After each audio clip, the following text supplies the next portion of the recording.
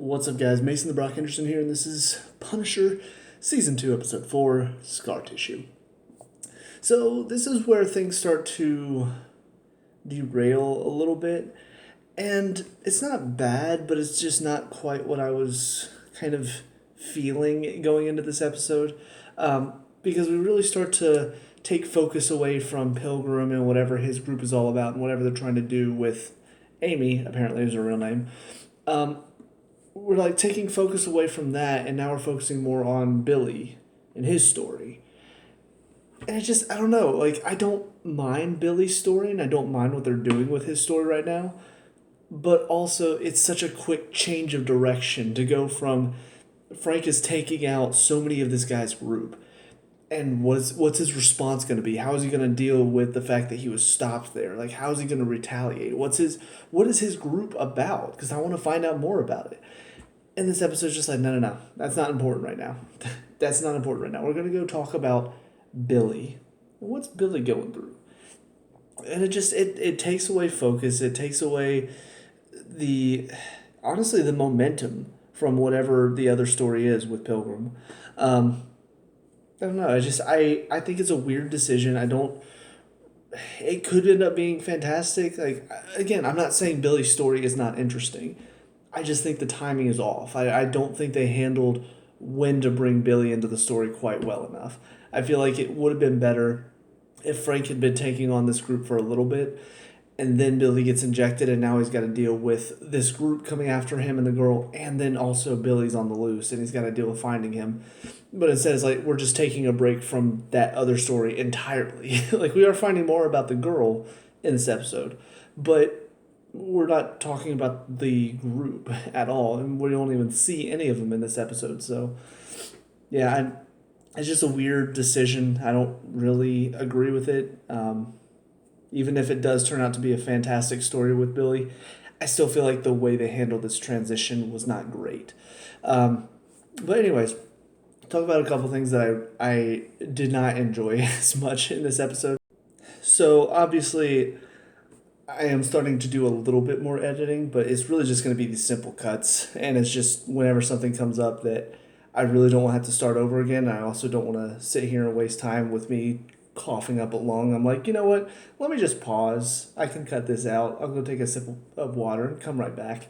So anyways, as I was saying, though, a couple things that I didn't really like about this episode as much. First of all, it's a little weird. I've been watching Brooklyn Nine-Nine recently with my girlfriend because we've been having these shows and movies and stuff that we have on this list because there's a lot she hasn't seen. There's some stuff I haven't seen that she wants me to see. So we have a list of each other's stuff, and one of the ones that she really wanted to watch was Brooklyn Nine-Nine. She had seen like the first couple seasons a while ago, and so I was like, sure, I'll watch it because I've seen a couple episodes here and there, and it seems funny enough. And it is really funny, but the thing is, going into this episode, they literally start off with a Brooklyn Nine-Nine moment. And I'm just like, on a comedy show, it's fine to have the guy walk around the corner dressed up in his swag and then the music's playing and stuff. On a comedy show, that's fine. When you're doing it on The Punisher, it doesn't fit the mood at all. Especially after he just literally, well, we didn't see what he did to the guy, but he probably killed him.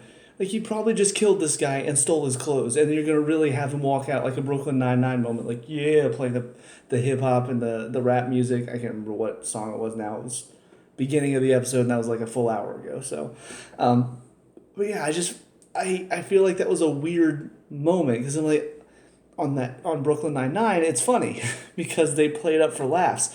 Here, was it played for laughs? Because he just killed a guy. So is that supposed to be funny that now he's just walking around like a pimp with his new clothes? It's weird. It was a weird choice. Also, the therapist. She doesn't appear to have any ties to anything. She's just really interested in Billy, apparently.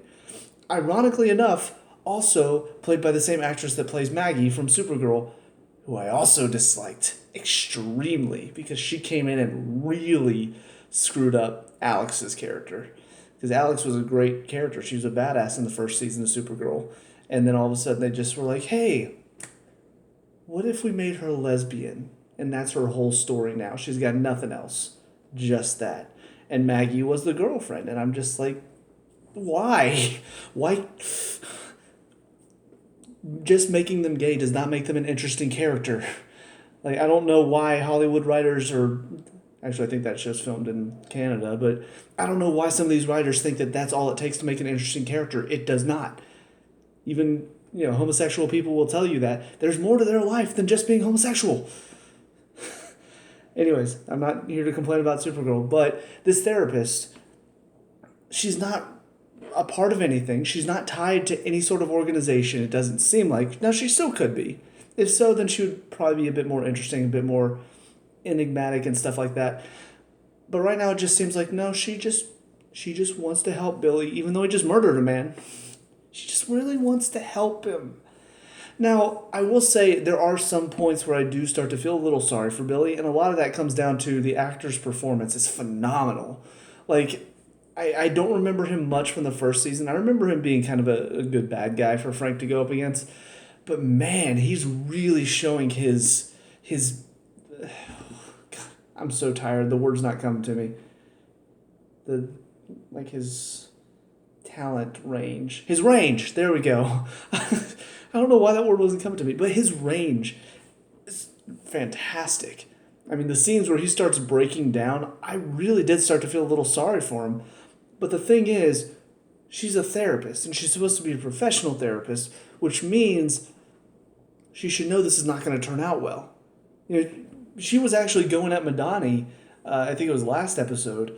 She was going at her like, what, you think I don't know how to do my job? Well, clearly you don't, because you let him go with no sort of effort to stop him. He goes and kills a guy, and then he comes to your house, and you're just like, I won't call the police. I'm going to help you. I'm going to try to help redeem you. That's not going to work. Clearly it's not going to work. It's already shown that it's not going to work, and you're still going to try to do it because you're probably too stupid and prideful. So I really hope there's more to her character than just she thinks she can change him, because it's just, I don't know, it's such a stereotypical thing where people will ignore the evil in somebody because they think they can change them. It actually happens in real life, which is also dumb. How many girls fall for the bad guys because like, oh, but we can change them. No, you can't. They're just still going to be doing those bad things. Now, granted, she is a professional therapist, psychologist, so I'm sure she thinks that she's good enough to handle this. But again, you've already made a huge mistake that cost one man his life. So I think at this point you should probably start to question your own judgment. So those two things with Billy, not a big fan of, on top of the fact that it's such a quick shift from, hey, here we go with this group. Ooh, aren't they mysterious? Who knows what Amy's a part of? Ooh, we're going to find out. And then all of a sudden now we're just, oh, it's all about Billy, guys. Forget that other group. They don't exist for now. But yeah, so as far as everything going on with Amy and Frank and Madani and Mahoney, I mean, all of that story is pretty interesting in this episode. It was fun to see Amy sort of get to know Madani and Frank a bit more. Also seeing Madani and Frank work together, it was kind of fun just because you see that she really is kind of going off the deep end a little bit, but she knows that Frank is the one that she can trust to help him or help her. And then Frank sees what's going on with her, but also knows what a risk Billy can be and knows, he's the one that decided not to kill him in that moment, which I think was a good choice. But the problem is it's left him scarred, it's left him broken. So it's kind of his responsibility now, what's going on with him. Which that was actually something else. They kept his face hidden, with the mask and stuff. And I thought part of it was going to be whenever they finally revealed it, it was going to be like super deformed, and it was going to be like, oh my gosh, like I can't believe that happened to him.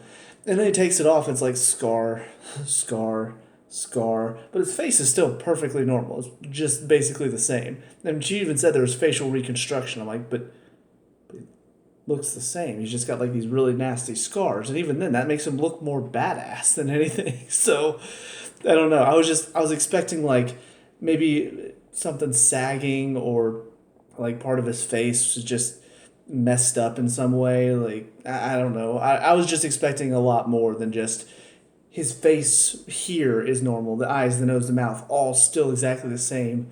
It's just he has these really nasty looking scars, and that's about it. But anyways, but yeah, I'm enjoying this whole thing about Madani.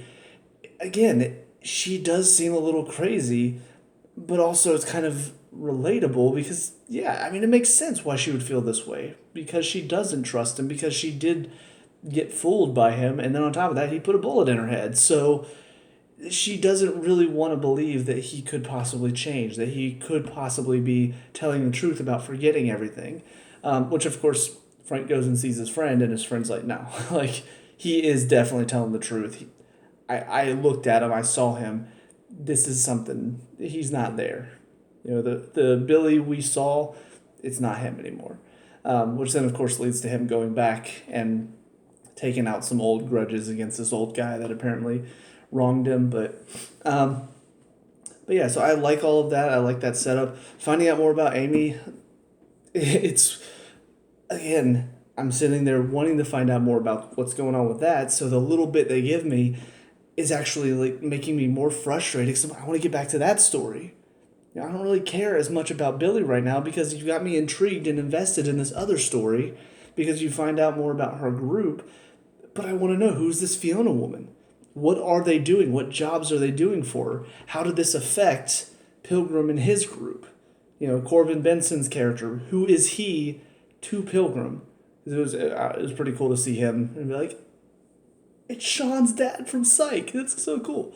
But I want to know more. And it's just, they've got me on the hook. They've got me reeling me in. Let's go. I'm ready to find out more. And then it's like all of a sudden they just sort of let go of the fishing pole. And it just let me fall. I'm just like, okay. Are you done with this? Do you not need this pole anymore with the hook? I'm on it. Do you not want me? Did you not want me to hook? I don't know, weird metaphors because my brain's tired. But yeah, I mean, all in all, it's probably the weakest episode this season. And just because of those issues that I have, it's still not bad. You know, I'm still not like, God, I'm done with the show. But definitely some issues that hopefully they fix in the next couple. Maybe the Billy storyline won't last that long because it seems like Frank's going to know how to track him down after finding out that he went after Arthur. I'm pretty sure he'll be able to be like, okay, so if he's settling old grudges, if he's settling scores with people that have wronged him in the past before he lost all of his memories, or I guess before the memories that he lost, he's probably going to be able to be like, okay, well, there's this other guy that, you know, he always talked about getting revenge and stuff like that. And I'm sure they'll track him down probably pretty soon. I don't know how his story's going to end because they make it seem pretty obvious that it's going to be he needs to be put in the ground or else that's it. Like, it doesn't seem like you can hold him. It doesn't seem like you can really have him just stay in a hospital anywhere. So I don't know. I don't know what to expect from it. Maybe somehow Pilgrim's group will get involved and it'll be a 3-way battle or something like that. I don't know. Should probably just watch and see what happens next instead of trying to theorize because this show has been out for, 2 years now? So me sitting here theorizing for something that happened 2 years ago probably is going to make me look like an idiot. But hey, it's not that hard. Anyways, on to the next episode. I'll see you guys there in a sec. Now, episode 5, One-Eyed Jacks. So, a little bit better. Got more back into the story of Pilgrim and his group, which is good to see. That's what I wanted to see more of. It's what I hoped they would continue the story from. I hope we weren't going to be just taking a break from them for a little bit. But yeah, I mean, still very curious to see what's going on there. You know, him whipping himself for failing, I'm guessing. Whatever's going on with his wife. I don't know what's happening to her, but it seems like there are a lot of sick people in there. I'm just going to go ahead and call it a cult. It looks like a cult to me. Like, I know people make that joke about most religious groups could be considered a cult, but they seem very much cultish because it seems like they're kind of secluded in their own little group. But then again, that could just be the church that we saw them at is the church that this group happens to attend, but that's about the extent of how far the group. I don't know. That's, again, I want to find out more about them. I want to know more about their motivations. They seem interesting to me, and it's something that's grabbed my attention and something I want to know more about. And So yeah, I feel like they've done a good job writing this villain for this season because anytime you can hook me that quickly on a villain, because it's just the way, again, the way he carries himself, the confidence, and then now getting to see a bit more about what's driving him. I don't know. I think they've done a good job with it, and I really am excited to see more about it. Um, on top of that, we also see kind of some stuff because Konchesky, the guy that Pilgrim choked out in the first episode, we come to find out, apparently his uncle is kind of a Russian mob boss type thing, and so they know he's dead, and then Frank tries to use Turk to get to them, and then they try to kill Frank, and then Frank just shows up and says, "No, that's not going to happen." And that scene where he took on all the guys was brutal. Like it was, again, once again, one of the things about this show that is very unique and really grabs me is these fight scenes are so realistic. And again, it ends and he's not looking all like, "Oh yeah, I only took a couple hits, I'm fine." No, he gets hit hard and a lot and looks messed up at the end of it all, but he won. And man, I mean, just grabbing the weight and beating that guy's head in until like, oh, the prosthetics on him were disgusting. Oh, it gave me chills. I'm like, oh my god. Oh, oh, oh. And of course, it doesn't matter anyway because then Pilgrim comes in and kills all of them. So, um, so yeah, I mean, that whole scene though is just kind of pushing the plot forward, showing that Frank is finding out more information about what's going on behind the scenes. I did like the scene between him and Amy at the beginning when she's talking about three card Monty. I actually figured out what she was doing after like the second time she did it. I wonder if that's like just kind of the common three card Monty thing. And then if they know that you know the trick, then they just switch it up to where they actually throw the queen down first. Um, or if there's like a completely different thing for every person that cons people with three card Monty. Maybe it's different no matter who it is. But anyways, but I like that kind of metaphor. The whole idea of whenever you know the trick, that's when I change it up on you. And then Frank says, "Well, then we just got to be the dealer." And it's true. I mean, as long as you're the one holding the cards, you get to decide what is and what isn't happening. So I wonder if they're going to keep playing off of that idea as the season goes along, or if that was just a metaphor to represent what was going to happen in this episode, where Frank's the one that sort of sets the deck in his favor by sending Turk in and seeing everything that's going on and all that. As far as Amy's concerned, though, I don't know. I didn't really get what she was doing in this episode. Like, first she's basically gets Madani to not like them because she reveals what they've been doing and pisses Madani off. And then she also steals her credit card and then goes on this buying spree and getting all this delivery stuff sent to her. It was weird. The song choice I didn't really like. It was a bizarre scene. It was one of those scenes I'm just kind of like, all right, come on, let's keep it going. So yeah, that part was a little wasn't a big fan of, but other than that, like she was fine in this episode. Again, the three card Monty metaphor was good, and then at the end, seeing her and Frank kind of working together finally, and her actually trusting Frank, I enjoyed that, and I enjoy seeing the camaraderie between the two of them. So I'm excited to see their team up continue on throughout the season, which I couldn't say for the first few episodes. After the first few, I'm just like, gosh, she's never going to trust him. She just keeps lying. She will not give him what he needs. And now she is, and it's good. So hopefully that continues. The stuff with Billy, kind of on the fence about. For Madani's point of view, I mean, again, she's still kind of losing herself a little bit because rightfully so, she's stressed. Like, she thinks Billy is coming for her. She still thinks that Billy's faking the whole memory loss thing. So she's still living on edge that he's going to come in one day and just shoot her. So, her talk with Curtis was pretty good. And, just seeing how far she's willing to go. She's willing to do things that probably first season Madani would not have done. So, and then as far as Billy himself, don't really know what's going on with him exactly. First he's in this the house of the therapist, Dumont. I finally remember her name. I've not been able to remember her name at all, and it just finally stuck in this episode for some reason. But then all of a sudden he walks in on her talking to a guy who, is struggling with thoughts as well. And then he manages to track him down to a bar. And then they kind of hit it off, and he actually knows who Billy is, and he recognized him when he sat down. I don't know what's going on there, and I don't know what Billy's motivation for meeting with this guy was. Maybe just to talk to somebody who was like-minded. Maybe he felt... At first I thought he was going to kill the guy because this guy was like coming in and taking time with Dumont. And in my mind I'm thinking, well, somebody like Billy could see that as you're taking her time away from me. And I'm just going to get rid of you so that way she can devote more time to helping me get redemption. So I thought that's where it was going to go, but then all of a sudden they actually started to form a friendship. And I was like, oh, okay. And then again at the end he recognized him, so I don't know. The motivations for Billy right now are a little up in the air.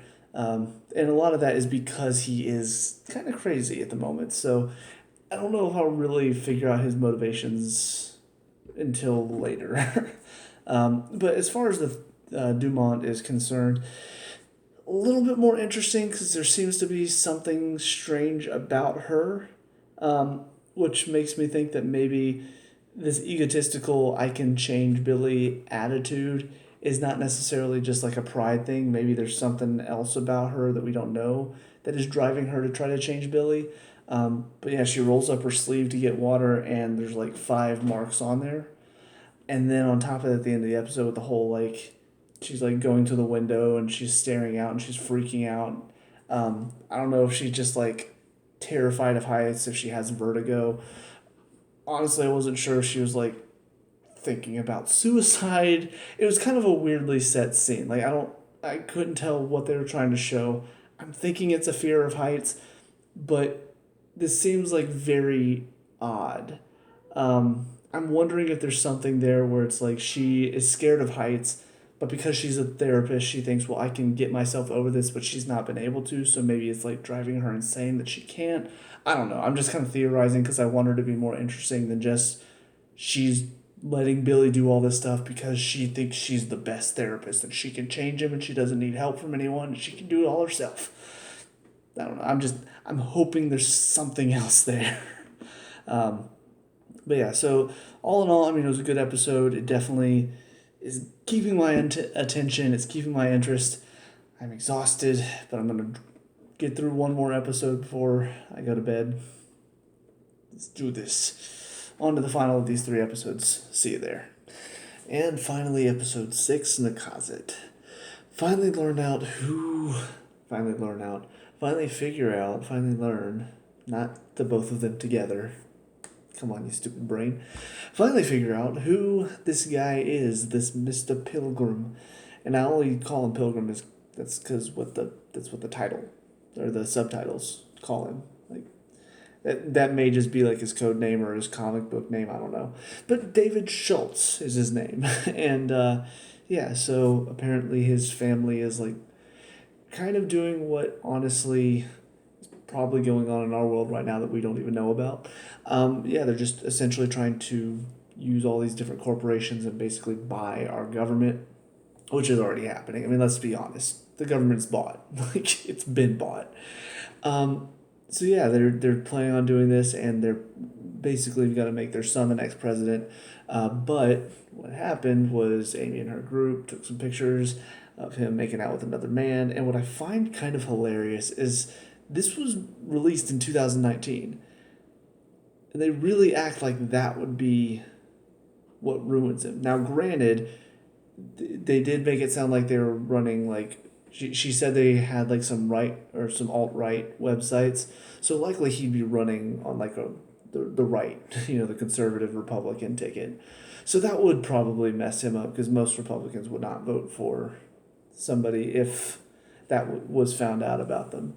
But it is so funny how it's just like they treat it as if it's like such a bad thing. Like, of course, most of us know probably would not actually be that big of a deal in our world. Sure, there would be people that freak out about it because there are always going to be extremists and people who hate on people that are different than them. So yeah, that would happen a little bit, but to think that that would be what ruins the presidency for somebody, like their chance at running for president.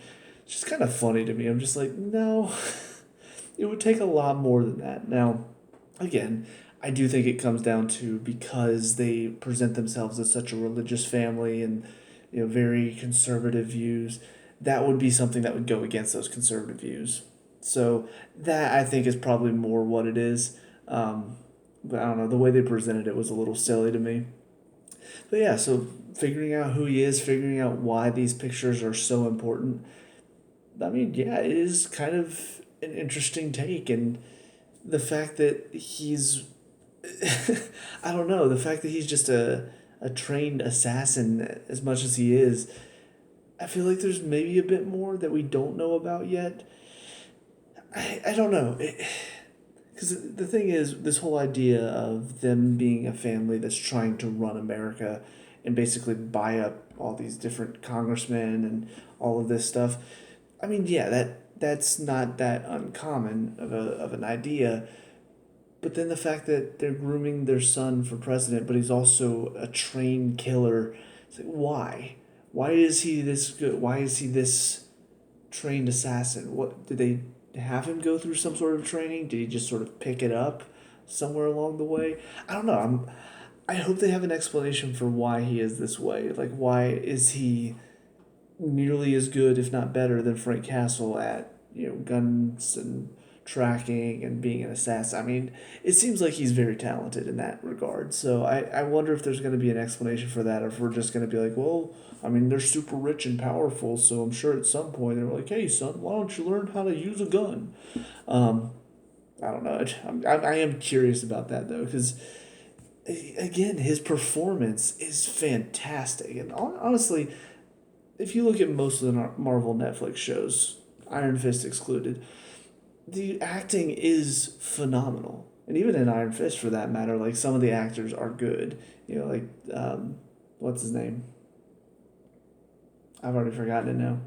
But like the brother and sister that are Danny's friends, but the sister turned out to be evil. The brother cracks me up with some of his performances. Like, fantastic comedy performance. Um, but yeah, I mean, the guy playing David Schultz, William Short, I think is his name, maybe. That's the name coming to mind right now. I mean, he's just crushing it. Every scene that he's in, so good. Such good acting. The guy playing Billy Russo, another episode where he just crushes the performance again. And it's just such a different side. And we got to see a lot of his vulnerability throughout the season, and now he's kind of going back to the Billy Russo of last season, but with a twinge more crazy to him. And it's just been fun to watch. However, there are some downsides. First of all, go ahead and just get the big one out of the way. Again, stinking Maggie. But Dr. Dumont, I mean, she's the worst. I mean, you can't tell me that you didn't know, but by setting him on this path to meet up with this Jake guy, you can't tell me you didn't know that that was going to turn him down a darker path. Like, and not only that, but now you're also turning this other guy, Jake, down that darker path too. You know Billy's going to bring him along because he's very influential. So you have to know what you're doing. And we didn't really get much more about what's going on with her, the marks on her arm or the apparent fear of heights she has. We didn't get much more about that in this episode. We did hear about this KM. I don't know who that's supposed to be, but maybe she always takes on these pet projects that she feels like she can change. Maybe, or maybe there's something else going on. I will say their kiss at the end was a little weird and out of nowhere. Like, I thought Billy was trying to kill her, and then he just kisses her instead. And, I mean, it's not like she could really fight back, but it seemed like she wasn't trying to pull away that much. So I kind of had a sense that there might be something like that going on with her. Because, I mean, even with the scars, I would assume Billy is still an attractive man. I'm not good at judging the attractiveness of men. I honestly don't know. Most of the time I have to talk to like a female friend and be like, is he attractive? Because I can't tell. But people often talk about in the show how attractive Billy is. And I'm looking at his face and like his face doesn't look that much different aside from the major scar, like scars. But even then, like it didn't mess up anything with his actual face. You know, like the normal features. And again, they kind of make him look more badass with the scars. So I'm just like, let me guess. I wish I had said this in a review in like one of the earlier episodes, because I think in episode 2 is where I kind of got a hint that maybe there was going to be some sort of romantic thing there. It's like, well, I mean, I'm sure she's probably thinking, oh, he's so good looking. I could just, oh, I hope, I hope he sees me the same way. And now here we are, episode 6, and sure enough, they kiss. So, yeah, she's, I don't know. Again, I'm hoping that there's something more interesting with her, because right now she's just absolutely the worst character on the show. And it's so funny. It's not like she's a bad actress, but this is 2 characters now that I've seen her play that I've absolutely despised with every part of my being. Because they just ruined the shows there. Well, Supergirl was ruined before Maggie, but she was one of the worst parts of Supergirl. Um, let's see. Trying to remember what else is going on. Some of the stuff with Frank and Amy, you know, I think this is the episode that started with them at the studio. Yeah, I'm pretty sure. I'm pretty sure that that's what started off this episode. Some of these are starting to run together since I'm watching them all in a row and I'm tired. But I'm pretty sure this one started with them at the studio, and that was definitely a scene that was like, oh, good, kick his ass. And then, of course, she has a chance to kill him, but then he decides not to. But he burns down the studio anyway, because, yeah, pedophiles are the worst. They deserve to be in prison or executed. Just going to go ahead and say it, because, yeah, that's not... No. No. You can't argue with me that there's a justification for anything along the lines of pedophilia. No. So that scene was great. And it did show... I mean... He showed more of his humanity, Frank did, in this episode, because with that, and then also with the chance to kill the Pazok, I don't, Pazolov or something like that. I don't remember his name now, but the Russian guy that apparently was going to use those pictures to blackmail the I've already forgotten their names too. God, Schultz's. There we go. But he had a chance to kill both of them, and he decided not to, because, I mean, he doesn't have to kill everyone, and you know, ultimately the second one didn't matter because David came up and killed him anyway, so leaving him alive didn't mean much. But still, it's showing that he's got this human side to him, that he's not looking to just kill everybody that he despises or he feels like he should kill. He's trying to hold back a little bit more. He's trying not to be just a straight murderer. So I don't know, it's nice to see, and it does make me wonder if he is actually going to be able to go through with killing Billy, because he's shown before that he can be human at times, but also the danger that Billy possesses and the danger that he could be to Madani, to Curtis, to Frank.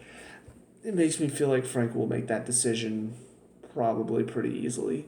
But I don't know. We'll see. There's still have a chance to switch it up on me a little bit, so I'll be curious to see what they do with it. But yeah, so just everything to do with this Russian guy and with his plans, and just figuring out more about what's going on with this family, with the Schultzes. I still want to know more about them, but it's nice to know the meat of it. I feel like now I know what's going on with him, why he's doing what he's doing, why this girl is in danger, why Amy is wrapped up in all this. I still feel like there are a couple things that aren't quite clear, like who is this Fiona woman that set Amy and her friends to do all of this stuff? Does she just work for this Russian guy, or is there something else going on that we're still not in the know about yet? And then, of course, again, more about the Schultzes and just why their son is a trained assassin. And yeah, I don't know. It's still a lot of intrigue, even though they've shown us the answers to a couple of the mysteries that they gave us earlier on in the season. So, yeah, I'm still very intrigued, still loving it so far, except for Dr. Dumont. And I feel like they're doing a good job of balancing out now the Billy story and the Schultz's story. Because at first it was kind of like they were fully focused on the Schultzes with a little tidbit of Billy, and then all of a sudden it was all about Billy for that one episode. And then kind of a little mix in the fifth episode, and now it was like just a good mix of both, where you see what Billy's going through, you see what he's doing, but then you see Frank and his side of what he's doing against the Schultzes, but now Billy's becoming more of a threat because of the stuff he's doing with these veterans. So it's a little seesaw effect. It's a little back and forth. But I like that sort of balancing act of trying to make sure you focus on both stories enough to make sure that we're not like getting too much whiplash, but also to make sure that we're not just completely ignoring one story or the other. Um, so yeah, it's been good. I've enjoyed it. That's about it for me. So let me know what you guys think down in the comment section below. What were your thoughts on these 3 episodes? Let me know. We can talk about and discuss all the good stuff. Leave a like and subscribe for future Punisher reviews, and I'll see you guys in the next one. Peace out.